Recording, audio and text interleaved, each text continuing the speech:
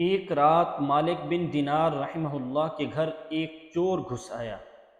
بہت تلاش کے بعد اس نے کچھ بھی گھر میں نہ پایا سوائے ایک بسیدہ چٹائی کے اور پرانے سے لوٹے کے جس میں کچھ پانی رکھا ہوا تھا۔ جب وہ مایوس ہو کر واپس جانے لگا تو مالک بن دینار نے اسے آواز دی اور سلام کیا، تو اس چور نے سلام کا جواب دیا۔ تو مالک بن دینار رحمہ اللہ اسے کہنے لگے کہ تمہیں دنیا کی چیز تو یہاں ملی نہیں، کیا آخرت کا کچھ سامان پسند کرو گے؟ تو اس کے دل میں یہ بات اتر گئی۔ اس نے کہا ہاں۔ تو مالک بن دینار نے اسے کہا کہ اس لوٹے میں پانی پڑا ہے، اسے وضو کرو اور 2 رکعت نماز پڑھو اور اللہ کے حضور توبہ و استغفار کرو۔ تو اس نے وضو کیا اور 2 رکعت نماز پڑھی۔ تو پھر اس سے اجازت طلب کی کہ میں آپ کے ساتھ عبادت کرتا ہوں۔ تو ساری رات دونوں اللہ کی عبادت میں مشغول رہے۔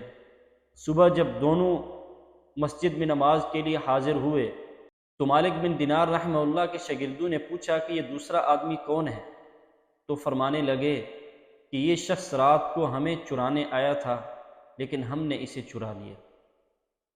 یہ تھی اولیاء اللہ کی باتوں کا اثر۔